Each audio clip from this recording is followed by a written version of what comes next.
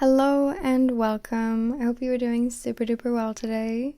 If you are new here, hello. My name is Alex and I am a philosopher. Here we talk about philosophy and such. For my regular viewers, you've probably been wondering where I've been these past 2-ish months, and I just gotta shout out, I was not satisfied. There's a million things I need to do. Clean, mostly. I need to clean my entire house desperately. And so there was 3 fundamental truths that I realized at the exact same time. 1, I need a vacation. 2, I need to clean my house from literal top to bottom, from ceiling to floor, beneath the floor. And number 3, I need to get rid of a lot of my stuff. And I have a lot of crap, honestly. And so what popped in my head to jam out throughout almost the first 4 days straight of my 7-day vacation? Hamilton, of course. The musical, Alexander Hamilton by Lin-Manuel Miranda. I don't know if you're a fan, but it's fantastic. Of course, the musical Hamilton is not based on true history, but it does have a lot of fantastic emotionality and, contemporary thoughts and ideologies about freaking, how do I say this? What it means to just be completely unsatisfied with your life. In a real way, like you want to do something about it, not like you are mad at the world and blame the whole world and are unsatisfied and sit like a grump your whole life, Mr. Grumpy Bear over here. No, what you do is you go out, you get it, you freaking do it, you freaking, according to Lin-Manuel Miranda, you go Alexander Hamilton out on some freaking crap, If you have an assignment to write 3 papers, go out and write 192. I don't know the exact number that they say in the musical, but that is the feeling of never being satisfied. We want to do something. And so I had to share that. I have to share all of my feelings on this with you. Most of all of this is in one single song. All of this feeling of dissatisfaction and wanting to do something and, ennui and all of that goodness comes from the song Satisfied from the musical Hamilton. And so that is what I want to talk to you guys today, specifically.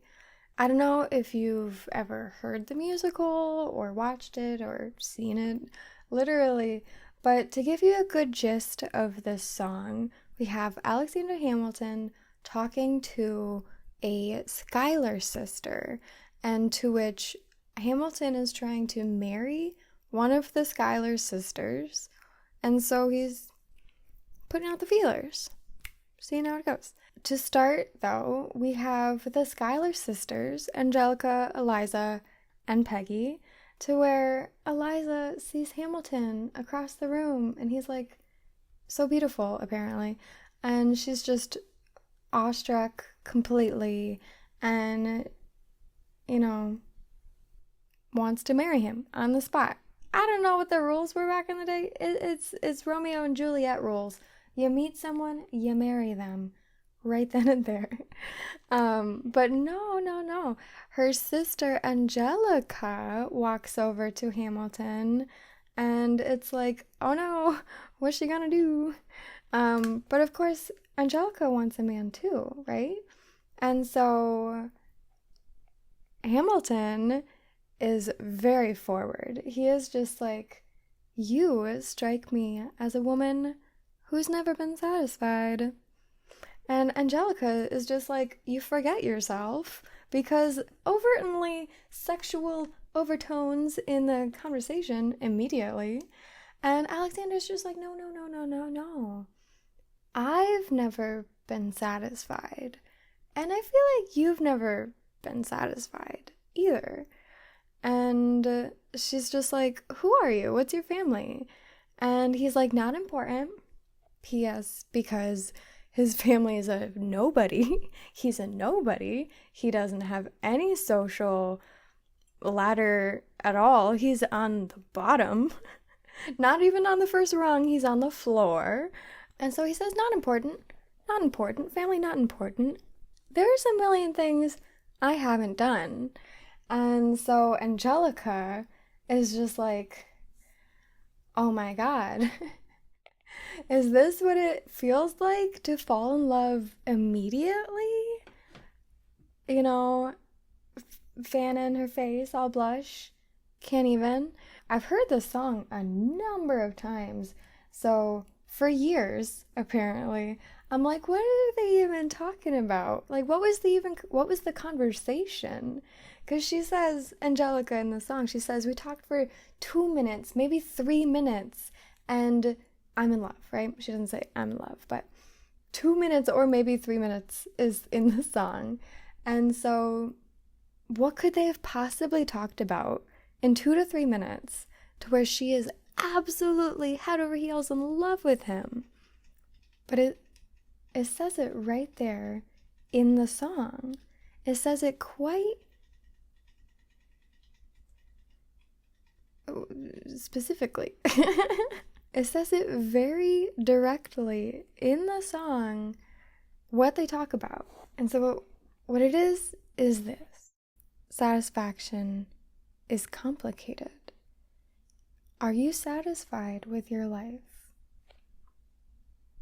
Should you be? You know, say, for instance, this is your art, this mug here.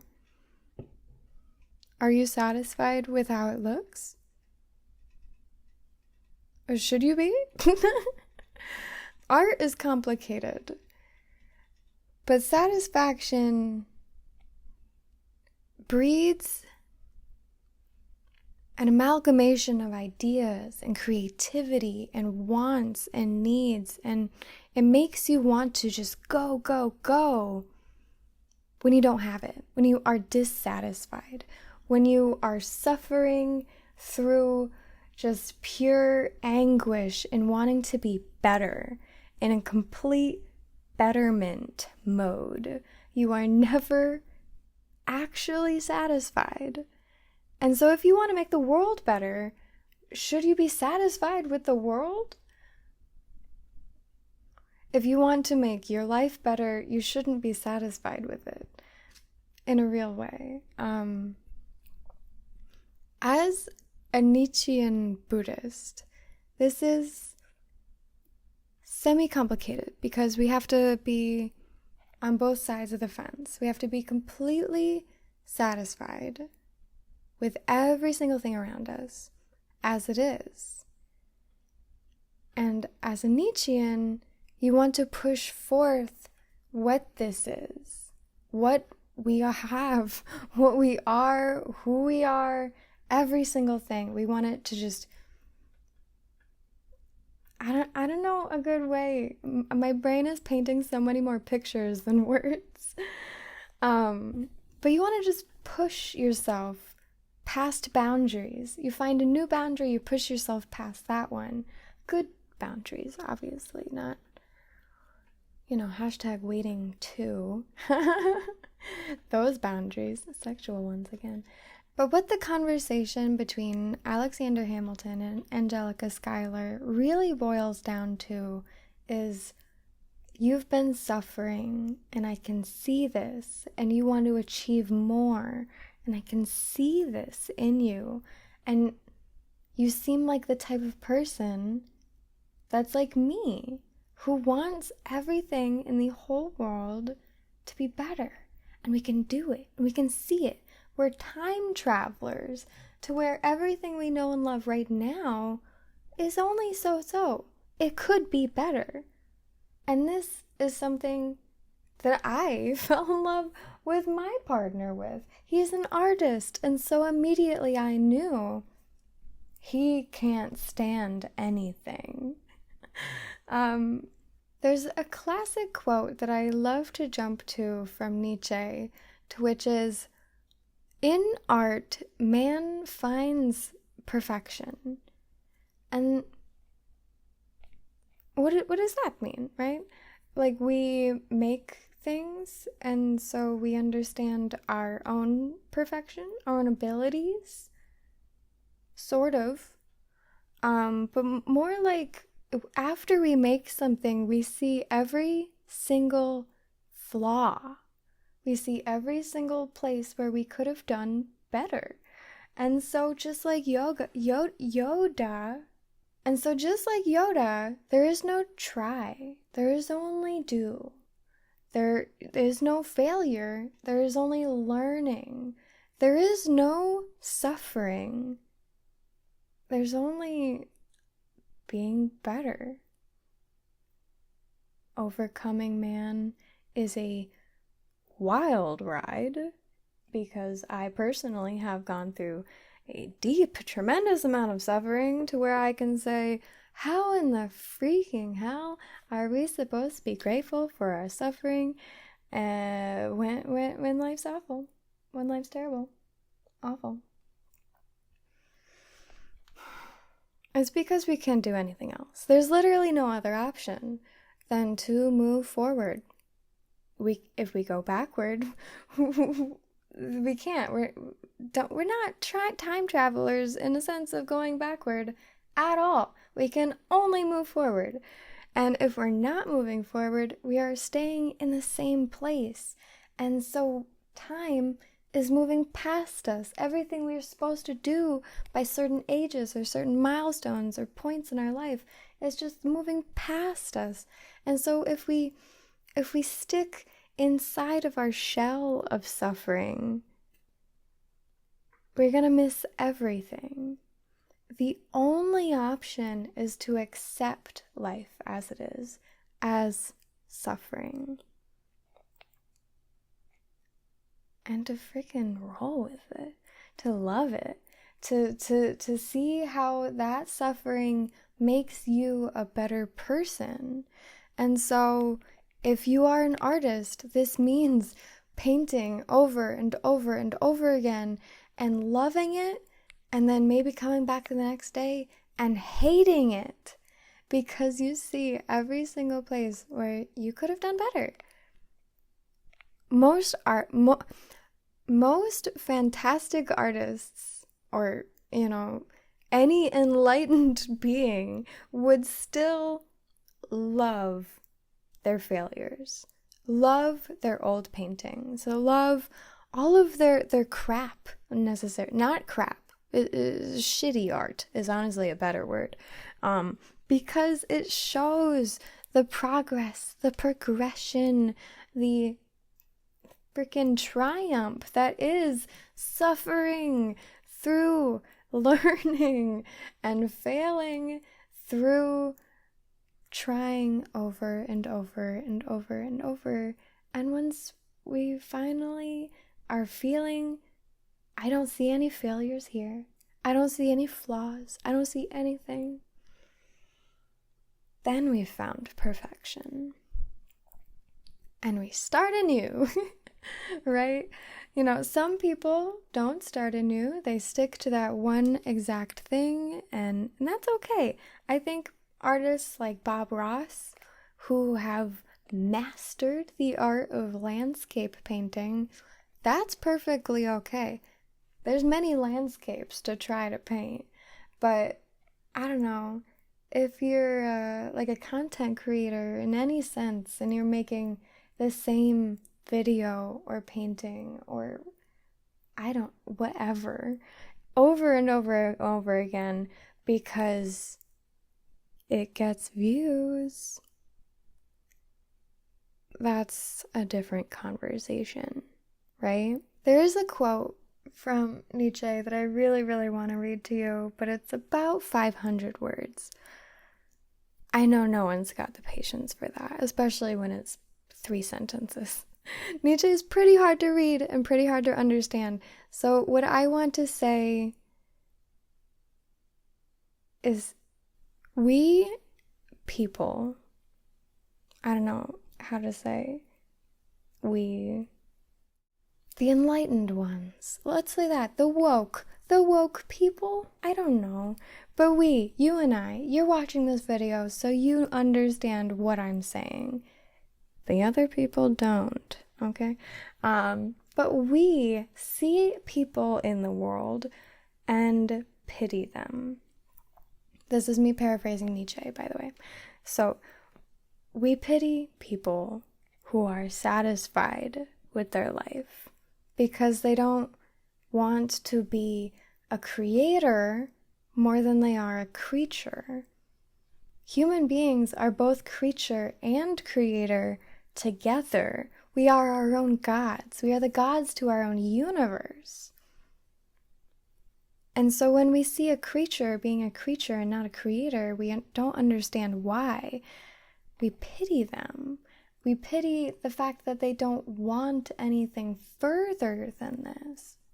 But on the flip side here, we also have them who pity us because we're never satisfied, because we can't be happy, because we can't just sit back and chillax, binge a whole TV show for 18 hours straight and call it a perfect day. No, we can't. And I understand why you would pity us for that. Me? Sometimes I do wish I was a more simple person, a creature versus a creator. And I have my days. I have my days where I am a couch potato. And I love watching TV. TV is one of my literal favorite hobbies. I cannot deny that. I used to. I can't. I spend too much time with it. But I still kick myself in the butt a little bit. I still am like, I didn't make anything today. I didn't do anything today. I didn't blah, blah, blah. I'm going to have to do it tomorrow or whenever, right? And so these two sides of the coin of pity are very much so like, we don't understand you. From both sides of the coin, we don't understand the other one. The way Nietzsche rounds off this aphorism and thought is that we basically just pity each other in different ways. But some people will be satisfied with their life, and other people won't be. And the way he finishes off the aphorism is, some philosophers don't write about this, and that's weird. It's a naive thing that more philosophers don't talk about the creator versus the creature. Basically, the slave mentality versus the master mentality. His entire philosophy. It's a pity other philosophers don't talk about this. It's a very silly ending to a very powerful idea, but are we not greater for suffering? Are we not better for wanting to be better? Even in the idea of like seeing your art and seeing how it could be better, are we not better than our previous self that made it immediately? This is one reason why I think that, through art, man finds perfection. We can even look at other people's art and find our own perfection. But there is a lot to say about the ability of, textile ability versus just what's in your brain. But what I have to say about that is, if you have the ability to better imagine things in your brain, all you need to do is to practice putting it out on paper. That is a skill. I don't know if I have it. Ask me to draw a dragon. I can see one in my head. I cannot put it on paper. But I'm sure if I practiced and drew 50 to 100, I could whip it out. There's a dragon for you. And that's how it goes. You do it over and over and over again. And everyone is all like, practicing is so lame and boring, blah. But muscle memory is incredibly important, right? And so going back to Alexander Hamilton and Angelica Schuyler, you look to me like a woman who's never been satisfied. Yes, weird, overt and sexual overtones, but I too would have fallen in love instantly with any man who said that and wasn't just like, hello, sociable parables, blah, blah, blah. No, you come in half-cocked with some crazy-ass shit, being all a philosopher all of a sudden. I'm gonna be all like, who is this guy? He's unlike anyone I have ever met. Everyone else doesn't use their brain. They're a sheeple, a lemming among man. But not this guy. He's got a million things he hasn't done. He has ideas, right? And so that's quite sexy. I can't lie. Of course, Angelica is like, I cannot marry him. I need to marry someone on the social ladder, unfortunately. She's very distraught about this. You have no idea. Yeah.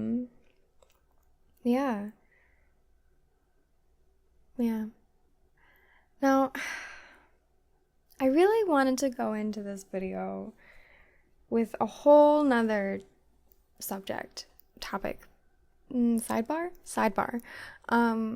which is art, crappy art. And the reason why I changed my word earlier, not crap, because there is something that I would consider to be definable as crappy art. And this is, I really don't want to hurt anybody's feelings, okay? I just want to say, I went to a lot of events, a lot of shows, and a lot of art things. It's very popular in Michigan, a lot of artists here. But there's so much crap.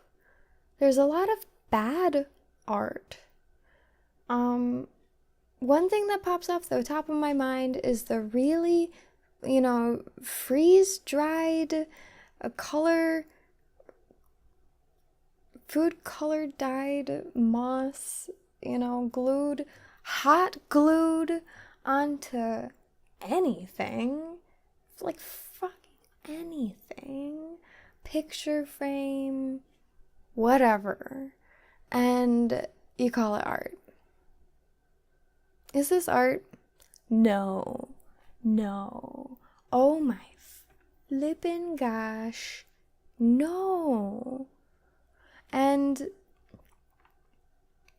I feel like I can only literally define this as not art, because it has no emotional pull whatsoever. There are art. There's two different kinds of arts.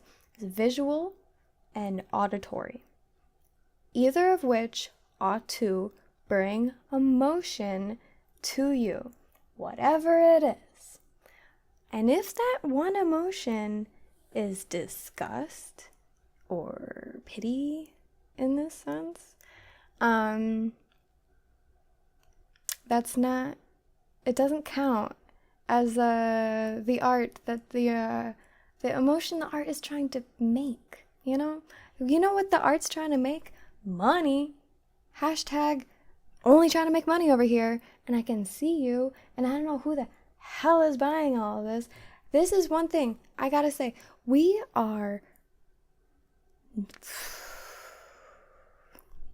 helping people be satisfied with their art because we pay them money for crap. Stop paying people for crap, and they will realize that they should be dissatisfied with their art. Does that make sense? I'm using a few different variations of the word satisfied and dissatisfied at this point. But if you go to a show multiple times with the same crappy art, then you are obviously satisfied with it. And so if the whole, what we learned here today is be dissatisfied with your art, then you're not an artist anymore. If you're making this crap art that you are just satisfied with. Because you know why you're satisfied with it? Because you know it'll make you money. And you're just gonna push it. And you'll be like, I'm satisfied with it. Does that sound like satisfaction? No. Does that sound like satisfaction to you? No. What a artist should feel when they have made a piece and they are immensely proud of it is more than satisfaction. You are a god, the creature and creator. You should feel like you've just birthed your own earth, your own people, your own, magnificence. You've just created something beautiful out of nothing, out of something that wasn't there before whatsoever. Now, does crap art do that? Does being satisfied with crap art do that? No. And this is a very personal thing to me because my mom has gone to a lot of shows and has tried very hard to be an entrepreneur, and she's kicking ass, I gotta say. Wow. Holy cow, at this point, she's impressing me. And this is only because she wasn't satisfied with what she was making, But do you know how many shows I've been to and people are just kicking out like the same thing? And it's like, yeah, because you got hot glue and felt or, glass cubes, whatever it may be. I don't know. There's a million things. I can only think of like early 2000s examples at this point. I turned off my AC, and so we're already heated up. Anyways, yeah, it's a personal topic to me for me to think, hey, why are you an artist? I cannot personally tell anyone to stop being an artist, but I would be more than happy to tell people my opinion on their art. Like if I had a wifey who was all like, oh, hubby, I'm gonna make my crafts with my hot glue gun and I'm gonna go sell it at the show. If I were that lady's husband, I would be all like, hey, baby, these are crap. Okay? Now, I know I just said like 10 minutes ago, I was like, there was a whole sidebar I wanted to bring up. I don't actually want to bring up all of this. To me, this is negative stuff, and I really don't like to talk about negative stuff on my channel. But it's tremendously important to suffer, okay? And if the only thing that these people are doing is suffering financially, go get a job at McDonald's. Go get a job at Target. Don't make crap for other people to buy. Almost with an entirely different sense of pity. Not pity because you're too satisfied or too dissatisfied. Pity because, hey, I'm an artist who makes crap. I want people to buy my crap, so I'm gonna buy other people's crap. Does that make sense? It's cyclical, is what it is. If we're all trying to support each other because we want support, puts a dirty taste in my mouth. Like, we should support each other because we want to support each other. We should support each other because we all want each other to be better. I've been told maybe I'm a little bit of a harsh critic when it comes to art. But all I ever say is, baby, I just want you to be better, right? And so I've learned, like, hey, how big of a critique do you want? Because I can go on and on. Or not. It's great. I didn't mean that. I can't go on and on. It's perfect as is. But no. Yeah. I want to leave you with one last thought here, and that is the classic adage, through necessity, we have invention. I'm not sure how that saying goes exactly, but you get the feeling. You understand through needing to have something, we will find what it is that something will be. You know? So, you may be wondering why, for the B-roll of this video, I wanted to show off the dirtiest apartment in the world. But it's kind of like exactly what I wanted to do for my last video. Liar, liar. I wrote an entire introduction, which is, I'm a liar. We all kind of are creators. It's a messy life, wanting to do things constantly, never being satisfied with anything, needing to push, go, sometimes doesn't leave room for the dishes. One huge thing that I have been doing this summer is planting, gardening, bonsaiing, is that a verb? But I got my first plant 10 years ago, and I've killed maybe 3 bonsai trees before now. Before now. And so I went a very, very, very long time without buying any bonsai trees because they are expensive, right? I was not about to kill another expensive ass tree. And so when my partner's mother moved out of the state, she gave me a bunch of her plants, and I've kept them all very happy and healthy. And so this summer, for the first time, I uncovered an entire room in my apartment, a secret room, if you will. It's called a porch. I literally have been living here for 5 years and have never done a single thing with my porch. It had 5 years of pine needles stacked up. It was probably like this high, stacked up with pine needles. And I was such a silly goober. It's a free room in an apartment.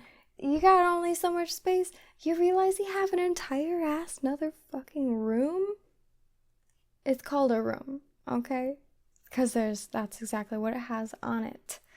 But anyways, so after my grandmother passed, I wanted a hydrangea because that was her favorite flower. Not cheap. It was as expensive as a very beautiful bonsai, and it was a stumpy little thing. Not pretty at all. But yes, so I have completely done my porch, and I can't stop. I'm addicted to plants. And so, yeah, even though maybe now I have a hobby that's taking up even more of my time than before, having 15 plants compared to 40 plants is it takes up a lot more time, but I find it to be extremely rewarding to watch plants grow. There's a lot of suffering, aka waiting, or watching things die, or watching bugs just devastate an entire crop, you know? But my biggest thing was for Mother's Day, I wanted to grow some flowers for, my mom, my stepmom, Lauren's mom, and so boom, free gift. No, you have to water flowers practically twice every single day. And so I spent 10 years mastering how to water plants. It took me 2 months to literally just simply understand plants require nutrients. I killed all of my bonsai trees because I never fed them nutrients. So much suffering in terms of literally killing plants. I had an avocado tree that was 7 years old, and then it just died. It just died. And now I'm over here, like, I have an even bigger avocado tree with even more leaves, and it's only taken me 3 months. And so I know plants aren't an art form in the traditional sense, but man, has it been so much fun to have just so many different, specifications. We have soil, light, water, nutrients, and then different bugs, like different things. Like I got some chamomiles that the aphids are obsessed with. But then I'll just sit on the ground with gloves and a sprayer of neem oil and go through each and every part of the plant, like centimeter by cubic centimeter of a plant, right? Yeah, it's very rewarding to have to go through an infinite amount of suffering, because when you get to the other end of it, you can say that. You can say that exact thing. I made it. I came out through all of this suffering. Yes, I have bruises and I have scars, but that's only proof to the amount of freaking effort and courage and triumph I just went through. So if you're a person who's not like that in life, you probably aren't. You probably aren't watching this video. But if you are, I don't understand it. And at the same time, I'm kind of jealous. So that's the end of my video. I really hope that you enjoyed it. I wanted to write more scripty poo style, but I did not. I've got just too many feelings, and I could not put it on paper. Too many feelings. I also don't want to talk about anything negative, and so I was like, if I'm going to talk about it, it might just have to be off the seat of my pants, literally. But yeah, so let me know if this topic is too close to the movie Waiting. I really want to do a video on the movie Waiting, and I think we still can. It's just, Nietzsche's philosophies are pretty simple. There's just different ways to talk about them, right? We'll end it at that. I really, really, really appreciate you spending all of this time with me. If you are here all the way at the very end of this video, I super duper appreciate you. You are a freaking rock star. Just freaking wanting to be better, right? That's all we ever want to be. What's wrong with that? That's all we ever should want to be. Man, I would love to have a podcast. By the way, been watching so much Theo Von with my boyfriend, and I'm obsessed. I'm over here like, Dax Shepard, Theo Von. Can I be talking to you guys too? What's up? Anywho, that will be it from me today. I cannot wait to hear all of your thoughts and feelings on this. I know I really didn't talk about the song Hamilton Satisfied enough to maybe like put it in the thumbnail or the title. That's the word. But I don't know. Maybe. I think I did. Right? Okay. Oh, I'm getting the caffeine whoops. We're gonna crash right down right after that. That's how it always goes. So with that, I will bid you adieu, and I will catch you on the flip-flop. And once again, I super do appreciate you. Thank you so much, so much, so much for staying all the way to the end. And I hope you have a super wonderful rest of your day. Okay, bye. I love you.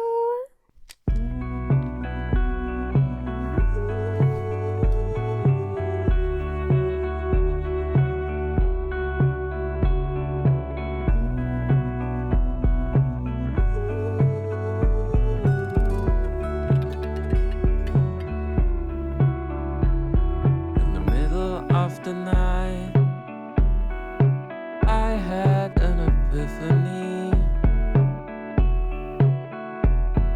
I wanted to write it down, but I was